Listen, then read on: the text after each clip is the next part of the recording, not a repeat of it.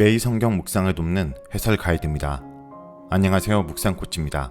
함께 읽고 나눌 말씀은 역대하 18장 1절에서 11절까지 말씀입니다. 역대기는 북이스라엘을 공식적으로 인정하지 않고 오직 남유다만을 인정하기 때문에 남유다의 역사만 기록하고 북이스라엘 역사는 남유다와 관련 있을 때만 기록합니다. 그런데 역대기 저자가 아합 이야기를 일부러 길게 서술하는 까닭은 여호사밧이라는 선왕이 어떻게 아합에게 동조하는 불신앙적인 행동을 하게 되는지 보여주기 위함입니다. 여호사밧은 아합 가문과 사돈을 맺었습니다. 아합은 여호사밧을 사마리아로 불러 융승이 대접하고 길르앗 라못을 함께 칠 것을 제안합니다. 여호사밧은 겉으로 아합의 요청을 흔쾌히 수락하지만 속내는 그렇지 않았는지 길르앗 라못을 치는 것이 과연 하나님의 뜻에 부합하는 것인지 선지자들에게 묻고자 제안합니다. 그래서 아합은 미가야를 부릅니다. 그런데 그 와중에도 아합의 예언자들은 승전을 예언합니다. 1절에서 3절에 있겠습니다. 여호사밧이 부귀와 영광을 크게 떨쳤고 아합 가문은 혼인함으로 인척관계를 맺었더라. 2년 후에 그가 사마리아의 아합에게 내려갔더니 아합이 그와 시종을 위하여 양과 소를 많이 잡고 함께 가서 길르앗 라못을 치기를 권하였더라. 이스라엘 왕 아합이 유다 왕 여호사밧에게 이르되 당신이 나와 함께 길르앗 라못으로 가시겠느냐 하니 여호사밧이 대답하되 나는 당신과 다름이 없고 내 백성은 당신의 백성과 다름이 없으니 당신과 함께 싸우리이다 하는지라. 1절에서 3절은 라합이 여호사밧에게 전투 참여를 강요하는 내용입니다. 1절은 여호사밧이 재물을 많이 모으고 큰 영예를 얻은 것과 북왕국의 아합 가문과 혼인해서 인척관계를 맺은 것을 말합니다. 하나님은 주위 나라들이 유다를 침공하지 못하도록 두려움을 주셨습니다. 여호사밧은 나라를 잘 다스리고 국방력 강화에 힘을 기울였습니다. 그래서 블레셋과 아라비아 사람들이 여호사밧에게 조공을 바쳤습니다. 이러한 소문은 당시 세계에 널리 퍼졌던 것으로 보입니다. 여호사밧이 매우 탁월한 왕으로 알려진 것입니다. 이 구절을 읽으면 여호사밧이 당시 국제사회에서 상당한 지도력을 발휘했을 것이고 주위 나라들이 여호사밧과 유다를 가볍게 여기지 않을 것이라고 생각할 수 있습니다. 그런데 그런 여호사밧이 아합 가문과 혼인관계를 맺었다는 것은 약간 의문스럽습니다.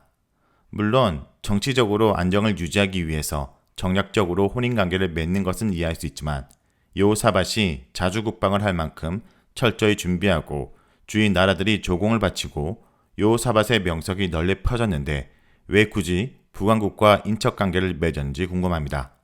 이것은 실제 상황을 고려하면 쉽게 이해할 수 있습니다. 여호사밧이 나라를 잘 다스리긴 했지만 역대기를 읽어보면 우리가 상상할 만큼 그렇게 유다가 강하지 못했고 유다는 여전히 북왕국 이스라엘에게 압력을 받는 상황이어서 그들과 관계를 원만하게 하지 않으면 여러 가지로 어려움을 당할 수밖에 없었습니다. 그러므로 여호사밧이 아합을 이끄는 것이 아니라 아합이 여호사밧을 이끌고 있습니다.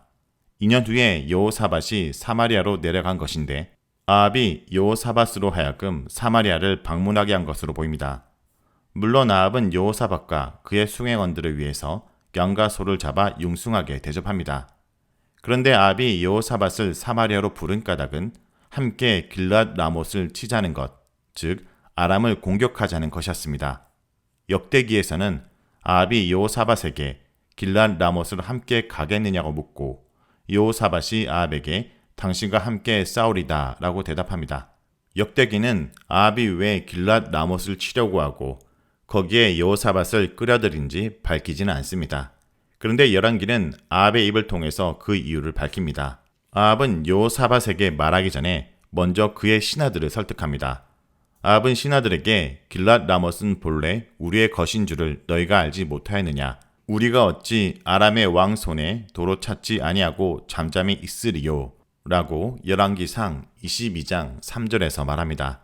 아합은 그곳이 원래 유다 땅이기 때문에 자신들의 영토를 되찾아야 한다고 말합니다. 이 말은 아합의 신복들에게 애국심을 불러일으켰을 것입니다. 하지만 침략 전쟁은 어떤 식으로든 정당화될 수 없습니다.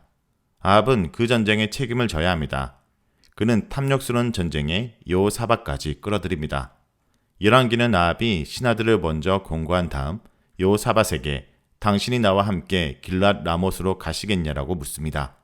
그러자 여호사밧은 아합이 듣기에 매우 감동적으로 이야기합니다. 자신은 아합과 한 몸이기 때문에 남왕국 여호사밧의 백성이 곧 북왕국 아합의 백성이라고 말합니다. 그렇기 때문에 당신과 함께 싸우리다 라고 대답했습니다.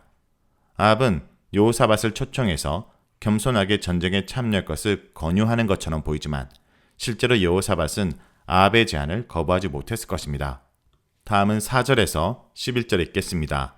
여호사밧이 또 이스라엘 왕에게 이르되 청하건대 먼저 여호와의 말씀이 어떠하신지 오늘 물어보소서 하더라.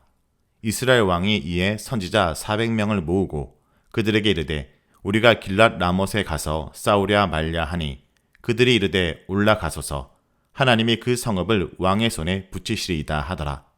여호사밧이 이르되 이 외에 우리가 물을 만한 여호와의 선지자가 여기 있지 아니하니까 하니 이스라엘 왕이 여호사밧에게 이르되 아직도 이물라의 아들 미가야 한 사람이 있으니 그로 말미암아 여호와께 물을 수 있으나 그는 내게 대하여 좋은 일로는 예언하지 아니하고 항상 나쁜 일로만 예언하기로 내가 그를 미워하나이다 하더라. 여호사밧이 이르되 왕은 그런 말씀을 마소서 하니 이스라엘 왕이 한 내시를 불러 이르되 이물라의 아들 미가야를 속히 오게 하라 하리라. 이스라엘 왕과 유다 왕 여호사밧이 왕복을 입고 사마리아 성문 어기 광장에서 각기 보좌에 앉았고 여러 선지자들이 그 앞에서 예언을 하는데 그나아나의 아들 시드기야는 철로 뿔들을 만들어 가지고 말하되 여호와께서 이같이 말씀하시기를 왕이 이것들로 아람 사람을 찔러 진멸하리라 하셨다 하고 여러 선지자들도 그와 같이 예언하여 이르기를 길랏 라못으로 올라가서 승리를 거두소서 여호와께서 그 성읍을 왕의 손에 넘기시리다 하더라. 4절에서 5절은 선지자들에게 묻는 내용입니다. 여호사밧은 아합과 함께 전쟁하기로 약속한 다음 한 가지를 요청합니다. 그것은 왕이 스스로 결정하기 전에 하나님께서 뭐라고 말씀하시는지 들어보자는 것입니다. 이것은 아합과 가장 분명한 차이를 보여줍니다.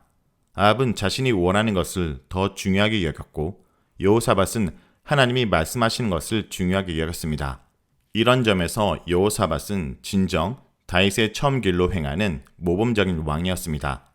아합은 여호사밧이 하는 말을 거부하지 않습니다. 그래서 여호사밧이 요청한 대로 선지자 400명에게 묻습니다. 우리가 길랏 라못에 가서 싸우랴 말랴. 그러자 그들은 올라가소서 하나님이 그 성읍을 왕의 손에 붙이시리이다 라고 한 목소리로 대답합니다. 400명의 선지자들이 일제히 대답하는 장면은 대단히 감동적이었을 것입니다. 하지만 그것은 매우 부자연스러운 일입니다. 여기 있는 선지자들은 왕이 듣기 좋은 말을 하는 거짓 선지자들인 것입니다. 6절에서 8절은 미가야를 부르는 내용입니다. 선지자 400명이 아합의 승전을 예언했는데 그 광경을 지켜보던 여호사밧은 의문스러운 점이 있었던지 이외에 우리가 물을 만한 여호와의 선지자가 여기 있지 아니하나이까 라고 묻습니다. 아합 왕은 한 사람이 있긴 한데 별로 호감을 주는 인물이 아니라는 식으로 대답합니다. 그 사람이 바로 이물라의 아들 미가야입니다. 아합은 미가야가 하나님께 질문할 수는 있지만 그가 항상 좋은 일로는 예언하지 않고 나쁜 일로만 예언하기 때문에 그를 미워한다라고 말합니다. 하지만 여호사밧은 그런 말씀을 마소서라고 질책합니다. 이것은 왕께서 예언자를 두고 그렇게 말씀하시면 안 된다라고 말할 수 있습니다. 우리는 본문을 읽으면서 여호사밧이 아합보다 국력이 약한 것은 사실이지만 아합이 하자는 대로 무조건 끌려다닌 것은 아님을 알 수 있습니다. 그는 자신이 하고 싶은 말을 자연스럽게 합니다. 여호사밧의 말에 아합 왕은 내시를 불러서 이물라의 아들 미가야를 속히 오게 하라고 지시합니다. 9절에서 11절은 선지자들이 승리를 확신하는 내용입니다.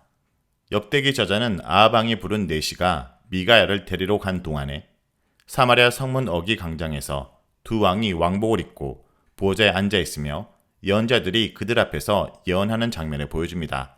선지자들 가운데 그나아나의 아들 시드기야가 철로 뿔들을 만들어서 여호와께서 이같이 말씀하시기를 왕이 이것들로 아람 사람을 찔러 진멸하리라 하셨다 라고 말합니다. 그가 철로 뿔들을 만든 것은 일종의 선지자적 행동입니다.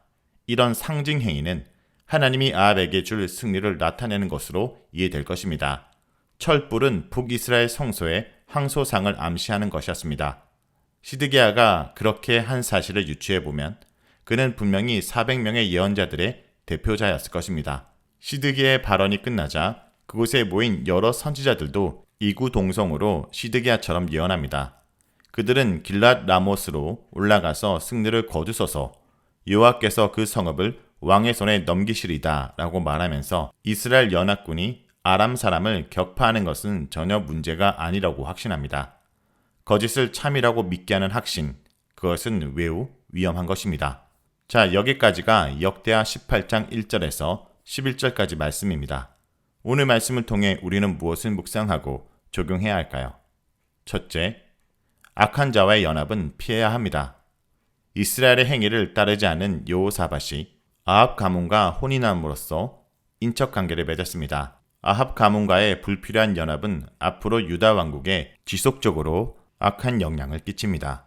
여호사밧의 이 행동은 치명적인 실수였고 아름다운 그의 생애에 큰 오점을 남겼습니다. 여러분, 우리가 지금 연합하라고 하는 사람은 하나님이 기뻐하시는 사람인가요? 하나님의 뜻을 이루기 위해서 연합해야 될 사람은 누군지 살펴보기 원합니다. 둘째, 듣고 싶은 말이 아니라 들어야 할 말을 들어야 합니다. 아합 왕은 미가야가 자신에게 좋은 말은 하지 않고 나쁜 말만 한다고 미워했지만 그만이 하나님의 뜻을 정확히 전달하는 선지자였습니다. 하나님의 뜻을 따르는 마음 없이 하나님의 말씀을 올바로 들을 수 없습니다. 북이스라엘 선지자 400명은 올라가서 싸우라고 하였고 시드기야는 승리의 상징인 뿔을 철로 만들어 이것으로 아람 사람을 찔러 멸할 것이라고 장담하였습니다. 그러나 이는 하나님의 말씀이 아니었습니다. 하나님의 뜻에 관심조차 없는 아합에게는 그가 듣고 싶은 말만 하는 선지자들만 있을 뿐이었습니다. 하나님의 뜻에 순종하는 자세가 없다면 아무리 말씀을 묵상한 데에도 하나님의 인도를 받을 수 없습니다. 그러므로 오늘 하루도 하나님께 순종하는 마음으로 나아가 주의 말씀을 듣고 내가 당연히 들어야 될 그 말들을 온전히 듣고 따르는 주의 백성들이 되길 간절히 기도드립니다.